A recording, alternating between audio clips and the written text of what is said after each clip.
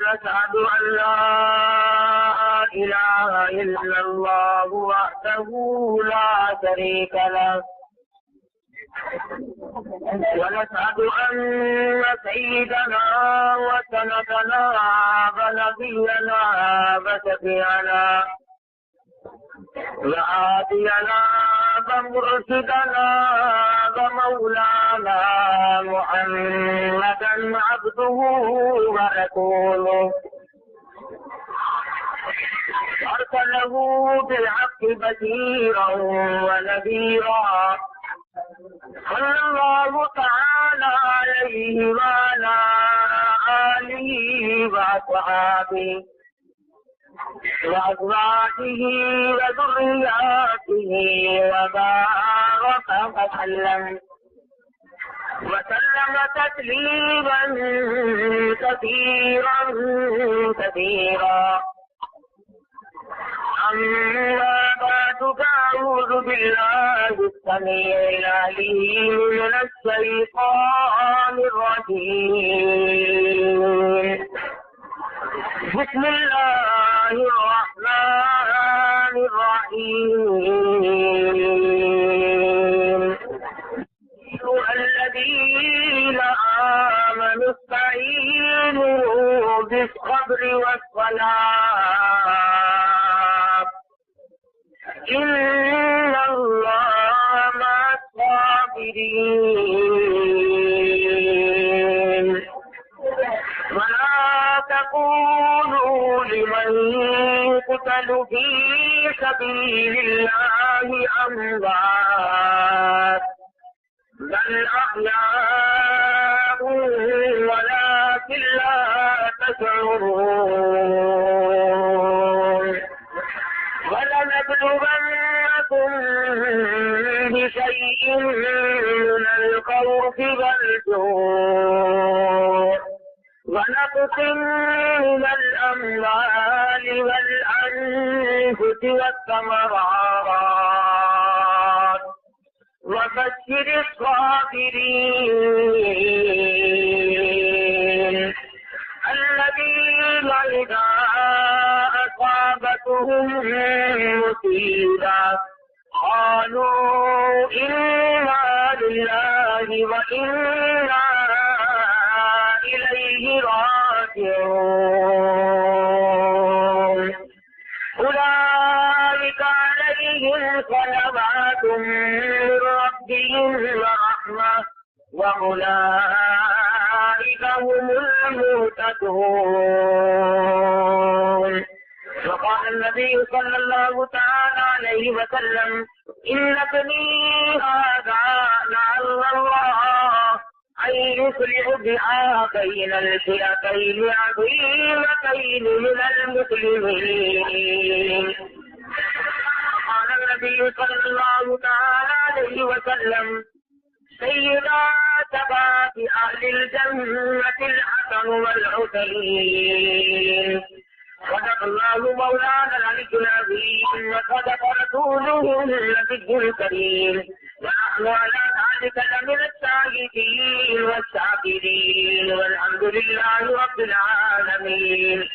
اللهم صل على محمد وعلى آل محمد كما صليت على إبراهيم وعلى آل إبراهيم إنك حميد مجيد. اللهم بارك على محمد وعلى آل محمد كما باركت على إبراهيم وعلى آل إبراهيم إنك حميد مجيد. رکال عبدالستان راجی الکی.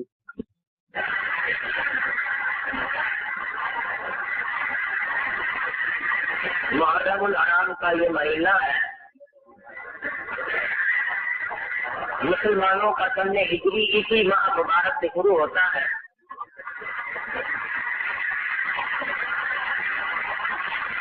آپ لوگوں کو تو صرف اس کا اس لیے پتا ہے کہ حضرت سیدنا حسین رضی اللہ تعالیٰ عنہ کی اس مہینے میں شہادت ہوئی.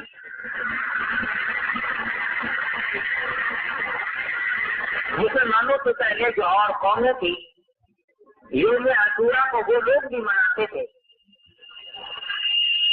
علماء کرام نے اس کی تفصیل لکھتے ہوئے فرمایا کہ سیدنا آدم علیہ السلام کی جس دن توبہ قبول ہوئی وہ بھی محرم کی 10ویں تاریخ تھی. موسیٰ علیہ السلام کو جب دریائے نیل نے رستہ بنا کر دیا اور فرعون کے ظلم و ستم سے نجات ملی تو محرم کی 10ویں تاریخ تھی. حضرت سیدنا ابراہیم خلیل اللہ علیہ السلام کو سکھا میں اللہ پاک نے نجات عطا فرمائی اور حفاظت فرمائی تو محرم کی 10ویں تاریخ تھی. عیسیٰ علیہ السلام کو عیسائیوں نے جب تختہ تاج سے چڑھایا تو اللہ پاک کا فرشتہ انہیں آسمان سے لے گیا تو محرم کی 10ویں تاریخ تھی. اور جس دن سیدنا حسین رضی اللہ تعالیٰ عنہ کو شہید کیا گیا محرم کی 10ویں تاریخ تھی. اور سب سے بڑی عام بات یہ ہے ارشاد فرمایا نبی کریم صلی اللہ علیہ وسلم نے کہ قیامت جس دن قائم ہوگی تو وہ بھی محرم کی 10 تاریخ ہوگی. اس اعتبار سے یہ مہینہ عام ہے. یہود 10ویں تاریخ کا روزہ رکھا کرتے تھے. مدنی کریم صلی اللہ علیہ وسلم نے ارشاد فرمایا میں بھی رکھتا ہوں اور آئندہ سال اگر میں حیات رہا تو 2 روزے رکھوں گا 90 اور 10ویں یا 10ویں اور 11ویں کو ملا ہے تاکہ یہود کی مشابہت نہ ہو جائے. مسلمانوں کی تاریخ میں ایک کیا ترین باب ہے یہ اس واقعے کا. اس کی حقیقت جو ہے وہ تو ہے لیکن افسانہ نگاری اس قدر ہوئی کہ لوگ اس قدر غلو میں آئے. 2 قسم کے طبقے پیدا ہوئے. بعض وہ لوگ پیدا ہوئے جنہوں نے سیدنا امام حسین رضی اللہ تعالیٰ عنہ کو کافی قرار دیا اور حکومت کا متلاشی اور لالچی قرار دیا. اہل سنت کی نظروں نے وہ بھی صحیح نہیں. اور بعض وہ ہیں جنہوں نے سیدنا حسین رضی اللہ تعالیٰ عنہ کی محبت میں آ کر کے باقی صحابہ کرام کو سب کو ختم کیا یا گالیاں دی. اہل سنت کا یہ بھی مسئلہ نہیں اور وہ اسے بھی پسند نہیں کرتے. فرمایا خیر الامور اور آخرہ سرکار مدینہ صلی اللہ علیہ وسلم نے ارشاد فرمایا میری امت درمیانے درجے کی ہے. افراط و تفریق سے بچتی ہے وہ خداعت میں نہیں جاتی اور وہ تنقید اور کٹوتری کی طرف بھی نہیں جاتی. آج مسلمانوں کے لیے ایک عظیم سانحہ ہے کیونکہ نوازہ رسول جدھر بولتا ہے رسول حضرت حسین رضی اللہ تعالیٰ عنہ کی شہادت کوئی معمولی بات نہیں. اور مقام شہادت خود قرآن مجید بیان کرتا ہے اتنا اونچا ہے کہ خداوند عالم یوں فرماتے ہیں جو میری راہ میں شہید ہوا اب تمہارے منہ تمہاری زبان اس قابل نہیں رہی کہ تم انہیں مردہ کہو. ان کو میں نے بڑا اونچا مقام دے دیا. اس سے پہلے 2 ہی سکتے ہیں. ومن يطع الله والرسول فأولئك أنعم الله عليهم من النبيين والصديقين جنہوں نے اللہ اور اس کے رسول صلی اللہ علیہ وسلم کی اطاعت کر لی. 4 قسم کے گروہ ہیں. انبیاء کرام کا گروہ صدیقین کی جماعت والشہداء والصالحین شہداء کی جماعت ہے نیکوکار لوگوں کی جماعت ہے. وَأَحْسَنَ أُولَٰئِكَ رَفِيقًا اللہ پاک فرماتے ہیں میں ان لوگوں کو بہترین ساتھی بناتا ہوں. ذَلِكَ الْفَضْلُ مِنَ اللَّهِ وَكَفَىٰ بِاللَّهِ عَلِيمًا اللہ پاک کی طرف سے یہ فضل تقسیم ہوتا ہے خود بخود کسی کو نہیں ملا کرتا. صحابہ کرام کا زمانہ جو گزرتا چلا گیا پتی اپنے کو کہلاتی چلی گئی. عثمان ابن عفان رضی اللہ تعالیٰ عنہ کا قتل اور شہادت مسلمانوں کے لیے سبب ثابت ہوا. حسنین کریمین نے خود وہاں دروازے کی پہرےداری فرمائی. ظالموں نے پیچھے سے آ کر حضرت عثمان غنی رضی اللہ تعالیٰ عنہ کو بے دردی سے شہید کر دیا. اس کے بعد معاملہ بڑھتا چلا گیا. امیر المومنین خلیفۃ المسلمین سیدنا علی مرتضیٰ رضی اللہ تعالیٰ عنہ کو بھی شہید کر دیا گیا. اس کے بعد معاملہ اور بڑھتا چلا گیا. وقت کی مصلحتوں کی پیش نظر سیدنا امیر معاویہ رضی اللہ تعالیٰ عنہ نے اپنی زندگی میں خلافت کا وارث یزید کو بنا دیا. اور یزید نے مدینہ منورہ میں اطلاع بھیج دی عبداللہ ابن زبیر اور حسین ابن علی سے میرے لیے بیعت لے لو. ادھر امام الانبیاء محبوب کبریا حضرت محمد مصطفیٰ صلی اللہ علیہ وسلم کے یہاں ان حضرات کا کیا مقام ہے. جس وقت میں یہ دونوں جگر پیدا ہوئے، دونوں ماں پارے پیدا ہوئے، مدنی کریم صلی اللہ علیہ وسلم تشریف لائے، اپنے پیارے نوازوں کے منہ پہ پانی پر پڑ کر دم کر کر کے چھڑکا. آپ نے دم بھی فرمایا اور ان کے لب اپنے لبوں میں لے کر انہیں بار بار پیار فرمایا. صبح سے لے کر شام تک کھلاتے تھے. کوئی اور دنیا میں ایسا نہیں جو حسنین کریم کے سوا امام الانبیاء کے کندھوں پہ سواری کرتا ہو. علماء کرام نے لکھا ہے مسجد حرام میں بیت اللہ شریف میں سرکار مدینہ صلی اللہ علیہ وسلم سجدہ فرما رہے ہیں. سیدنا حسین آ کر پشت پہ سوار ہو گئے. آپ نے سجدہ کو لمبا کر دیا، خدا کی حمد و ثنا کو لمبی کر دی، پر سر نہ اٹھایا. مبادا حسین گر جائے اور چوٹ کیوں نہ لگ جائے. اور ارشاد فرمایا جمعے کا خطبہ ارشاد فرما رہے سرکار مدینہ صلی اللہ علیہ وسلم. حضرت حسن دور سے آ رہے ہیں، چھوٹے سے بچے ہیں. ارے مسلمانوں کو حکم ہے خطبے میں بات نہ کرو، خطبے کے دوران میں جب خطبہ شروع ہو جائے نماز نہ پڑھو، قرآن کی تلاوت نہ کرو، کسی کو کچھ کرتے ہوئے روکنا ٹوکنا بھی منع. لیکن حضرت حسن کو جب حضور نے آتے دیکھا منبر کے نیچے تشریف لے آئے اور گرتے پڑتے حسن کو اٹھا کر سینے سے لگا کر فرمایا لوگوں اور لوگوں یہ میرا بچہ، یہ میرا بیٹا دو بڑی جماعتوں کے درمیان میں صلح کرانے کا ذریعہ بنے گا. فرمایا سیدنا شباب اہل جنت الحسن والحسین رضی اللہ تعالیٰ عنہما، فرمایا یہ دونوں بہشت میں جنت کے سردار ہوں گے. صحابہ کرام سے یہاں بھی ان کا بڑا مقام سمجھا جاتا تھا. امیر المومنین خلیفۃ المسلمین سیدنا فاروق اعظم رضی اللہ تعالیٰ عنہ کا دربار ہے. مال غنیمت تقسیم ہو رہا ہے. تمام صحابہ کرام کو بدری صحابہ موجود ہے، احد کے شریک ہونے والے صحابہ موجود ہے، سب کو 500 مل رہے ہیں. آئی حسنین کریمین کی باری، فاروق اعظم نے فرمایا ان دونوں کو 5,000 دے دو. عبداللہ بن عمر بول اٹھے امیر المومنین میں بدری ہوں، میں ہر جنگ میں شریک ہوا ہوں اور میں ہر جہاد میں شریک ہوتا ہوں. مجھے 500 اور علی کے بیٹوں کو فاطمہ کے بیٹوں کو 5,000 کیوں مل رہا ہے؟ فرمایا خبردار کوئی تیرے دل میں ان کی برابری کا کبھی جان نہ آ جائے، کبھی دماغ میں تفکر نہ دکھانا. ارے تم نے پیسوں کو تو دیکھ لیا، تو یہ کیوں نہیں دیکھتا تیرا آقا کون ہے اور ان کا آقا کون ہے؟ اور تو یہ کیوں نہیں دیکھتا تیری اماں کون ہے، ان کی اماں کون ہے؟ تو نے یہ کیوں نہیں دیکھا ان کا نانا کون ہے اور تیرا نانا کون ہے؟ ان کی نانی مائی خدیجہ، تیری نانی اور ہے. ارے ان کا نانا محبوب کبریا حضرت محمد مصطفیٰ صلی اللہ علیہ وسلم ہے، تیرا نانا کوئی اور ہے. تیرے دماغ میں برابری کا دھیان کیسے آ گیا؟ یمن کے ملک سے جوڑے آ گئے. صحابہ کرام نے فاروق اعظم نے تقسیم فرما دیے. اعلیٰ قسم کے 2 جوڑے سنبھالے رہتے ہیں. ہر صحابی سوچتا ہے شاید فلانے جوان کو دیں گے، فلانے جوان کو دیں گے. لیکن جب سارے لوگ لے چکے ارشاد فرمایا کدھر پہنچا ہے رسول کہاں ہے؟ فاطمہ کے لگتے کدھر کہاں ہے؟ بلاؤ. یہ جوڑے میں نے اسپیشل طور پر ان دونوں کے لیے منگوائے ہیں. سرکار مدینہ صلی اللہ علیہ وسلم کے یہاں بڑا مقام ہے، صحابہ کرام کے یہاں بھی بڑا مقام ہے. آئی ہے باری اجازت کی، مدینہ منورہ میں آڈر آ گیا ان دونوں سے بیعت لے لو. حضرت حسن رضی اللہ تعالیٰ عنہ کو تو پہلے ہی شہید کر دیا گیا.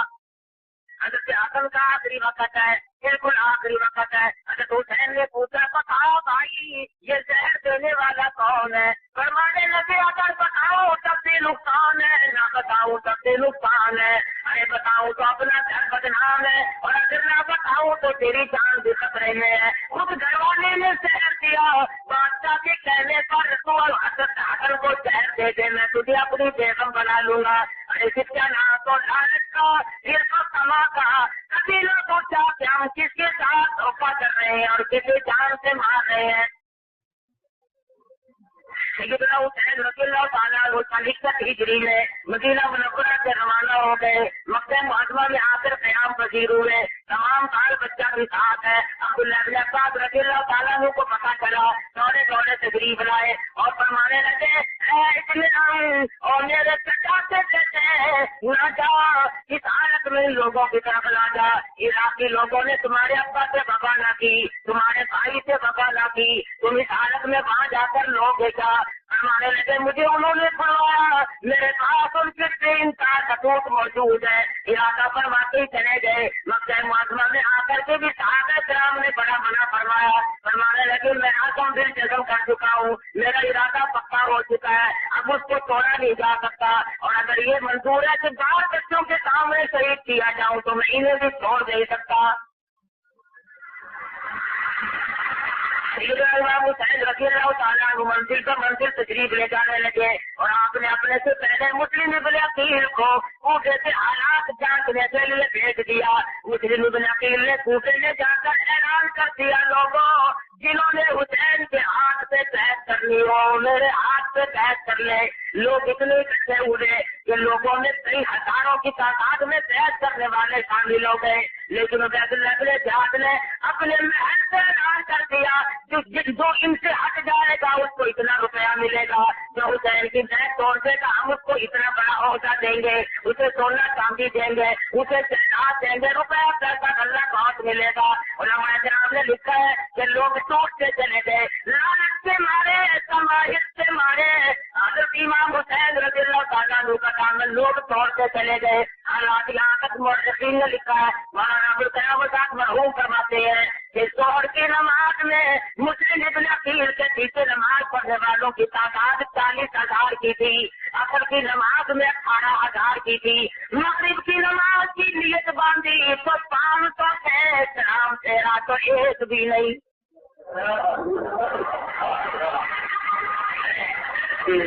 سونے چاندی کو بٹورنے والے، جائیداد کو اپنانے والے، ہر طرح سے اپنا پیٹ بھرنے والے، نواز رسول سے طے کرنے کے بعد اپنا ہاتھ پھینک رہے. حالت یہ ہے کہ اب کوفے شہر میں مسلم ابن عقیل کا واپس کوئی نہیں بنتا. تمام لوگ الگ الگ پیسہ جو مل رہا ہے ہجری سے مسلمان کا ایمان کیسے میں بکنا شروع ہوا، آج تک بک رہا ہے. آج ہمارے ایمان کی قیمت پیسہ ہے، ہمارے قرآن کی قیمت پیسہ ہے، ہماری عزت اور آبرو کی قیمت پیسہ ہے. نام پھیرا تو اکیلے ادھر ادھر نے اعلان کرایا جو میرے حوالے مسلم ابن عقیل کو کرے گا اس کو اتنا انعام ملے گا. اللہ اللہ اور دیکھی نبی کے کھانے کا دم سماتا ہوا چراغ ایران اور اکرام کے لالچ میں لوگ مسلم ابن عقیل کو تلاش کر رہے ہیں. میں پکڑ کے لے جاؤں مجھے لالچ ملے گا. مسلم ابن عقیل پردیسی مسافر اس تنگ گلیلے پر اجان کرے ہیں. دل عروا مائی کی نظر پڑ گئی، کہنے لگی آپ پریشان کیوں ہیں، آپ ہیں کون؟ مسلم ابن عقیل کی آنکھوں میں آنسو آ گئے. فرمانے لگے مائی آج تو کوئی بھی نہیں، میں پردیسی مسافر ہوں، غریب اختیار ہوں، نام میرا مسلم ابن عقیل ہے، حسین کا تیرا بھائی ہوں. انہوں نے مجھے یہاں سے بھیجا تھا، لوگوں نے اتنی کثرت سے بیٹھ کی کہ آج شام سارے بے وفا ہو گئے، میرے قتل کے کرتا ہے. اللہ غنی ایمان کی دولت ملے تو ایک عورت کو مل جائے. کہنے لگی میرے گھر کو زینت بخشو، میرے گھر کو رونق بخشو، جب تک میرے دم میں دم میں مر جاؤں گی پر آپ کو دشمن کے حوالے ہرگز نہ کروں گی. مسلم ابن عقیل کو اپنے گھر میں چھپا لیا. تلاش سے تلاش ہو رہی ہے، کلمہ پڑھنے والے تلاش کرتے پھرتے ہیں، نمازیں پڑھنے والے تلاش کر رہے ہیں، نبی کے خاندان کے ایک فرد کو پکڑ کے دیں گے، وقت کا بعد کا انعام دے گا۔ اس صورت سے دولت بٹور رہے کیا ہے کیا ہے؟ آخرکار سراغ لگانے والوں نے سراغ لگا دیا، آنے کی ضرورت کے مکان میں چاروں طرف سے مکان کا گھیرا ڈال لیا گیا۔ خاندان نبوت شجاعت بہادری کا پیکر فرمانے لگے، آنی میری تلوار دے دو، میں مردانوں کا مقابلہ کر کے شہید ہونا چاہتا ہوں، اور اپنی طرح گھر میں بیٹھ کے مرنا میرے لیے اچھی موت نہیں۔ تلوار لے سے باہر نکلنے لگے، آنی دنوں اور باہر آئی اور آتے لوگوں سے کہنے لگی، ہٹو میرے دروازے سے دور ہو جاؤ۔ وہ کہنے لگے، مسلم ابن عقیل کو ہمارے حوالے کر دو۔ کہنے لگی، جب تک میں میرے دم میں دم ہے، جب تک میں زندہ ہوں اس وقت تک میں مسلم ابن عقیل کو بالکل تمہارے حوالے نہیں کر سکتی۔ اس ظالم نے تلوار ماری، عامر بن عروہ کو شہید کر دیا۔ مسلم ابن عقیل باہر تشریف لائے اور مقابلہ کرتے رہے، زخموں سے نڈال ہو گئے، دور دور ہو گئے، ایک دیوار سے سہارا لگا کر کے بیٹھ گئے۔ ایک کمینہ آ کے پڑا اور اس نے مسلم ابن عقیل سے لبوں پہ تلوار اور اس کے بعد بھی سزا دی، میری پناہ میں آ جائے میں حفاظت کروں گا۔ اور مسلمان جب تو دغا کرنے سے آئے تو کافروں کو بھی شرمندہ ہے۔ مسلم ابن عقیل کو دغا کے ساتھ بنا دی اور عبید اللہ بن زیاد سے جا کر حوالے کر دیا، انعام مارا، لالچ پورا کیا۔ آج کیا ہے؟ وہی کس سے برابر چل رہے ہیں دنیا میں، ہمیشہ تاغوتی طاقتیں بھی رہیں گی، حق پرست بھی رہیں گے، وہ مار کھاتے رہیں گے، وہ کھلاتے چلے جائیں گے، وہ دولت بٹوریں گے، تو اپنا ایمان بچاتے چلے جائیں گے۔